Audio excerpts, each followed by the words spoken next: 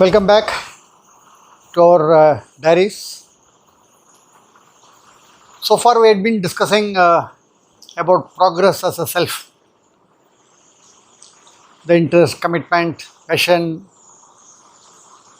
the enablers that will help us to move forward, the stallers that will block us. How do we go about doing that? So, we talked about a companion called a caddy, coach, guide, mentor, whatever be it. And we also defined as to what should be the criteria for such kind of a person. All these efforts are for what? To make us better, make us more effective. What is effectiveness is a big question. A lot of people talk about effectiveness, efficiency, difference between these two, etc., etc., etc. Let us look at it in a very simple way. Every situation is a variable. The same situation will not happen twice, like we discussed in the change. You cannot step into the same river twice. Likewise, a situation also is very, very similar. You cannot enter the same situation twice. Things would have changed. So, when we are aligned to that particular situation, then the effectiveness is there. So, this was defined by the two authors, which is Medha Parekh and Rajan Gupta, in their book titled as Organizational Behaviors. Simple line, very effective. It says, effectiveness is being in sync with the situational variable. That means we should understand the situation and then act according to that. We also discussed in one of the episodes about the stimuli and response. Every situation is a kind of a stimuli. How do you respond to that? Same thing. So, all the concepts are same, revolving around us. So, it will keep repeating, but it's only reinforcing the thought process. Again, my game is cricket. I love cricket. The same analogy. How do we read the situation? And we have a very, very small time to react to that kind of a situation. The batsman should understand the ball. Where is it coming from? What kind of a ball? Is it in swinger, out swinger? It's a leg spin, off spin, bouncer, beamer. So, how should I play? Should I defend? Should I attack? Should I hook? So, all those items happen within a fraction of a second. That means he is adjusting.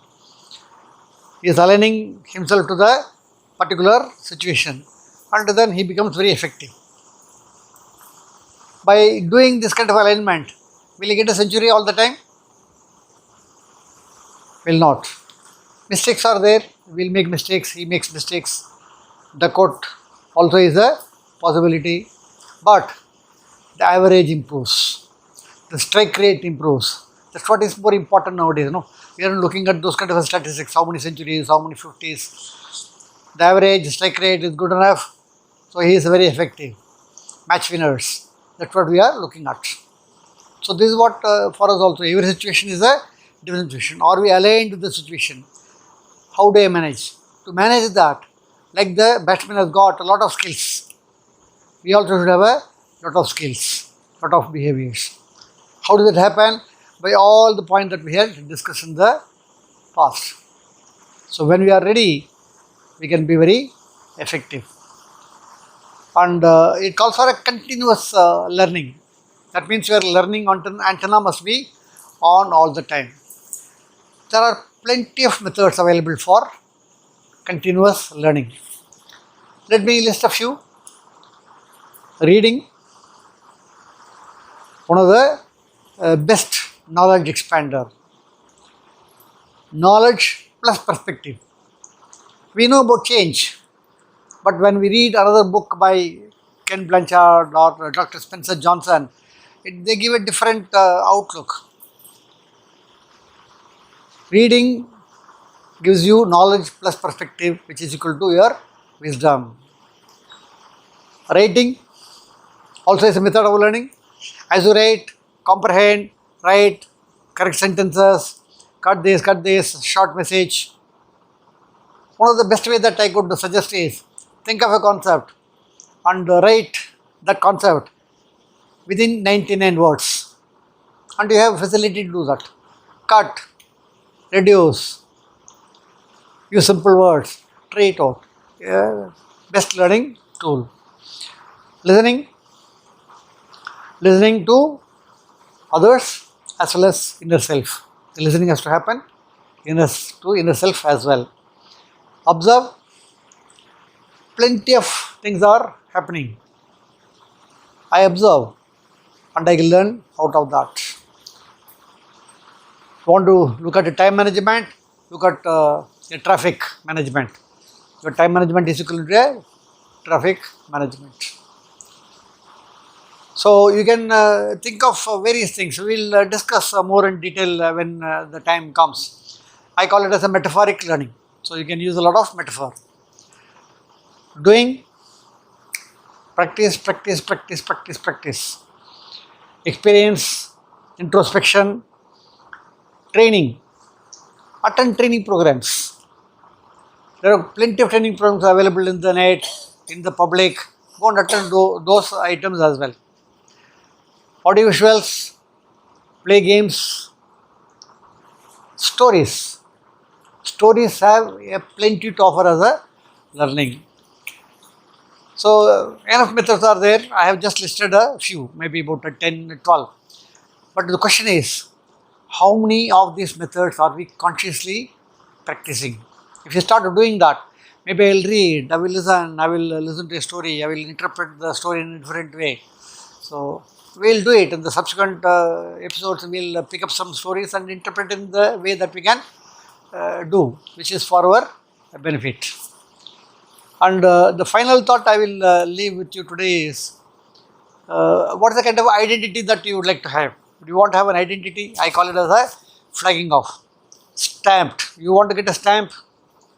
This kind of a person he is. Or he is flexible that he can change to any environment. Leaving the negative side of that, the chameleon. The chameleon changes its color to hide itself. For what? Surviving. We are also here to survive.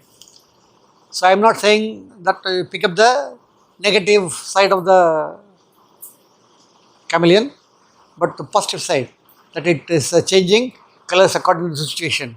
Situational variable.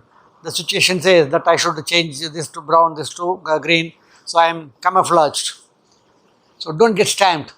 Angry young man, insensitive, impatient, he always like that, short-tempered. Those kind of a tags, remove the tags. So this is a person who can flex to any situation. So these are the thought that I will leave you with to ponder over. We will continue our journey in discussing the thoughts. I think these thoughts will generate some kind of a action. Go and implement them and you will reap huge benefits. So we will meet again tomorrow. See you then.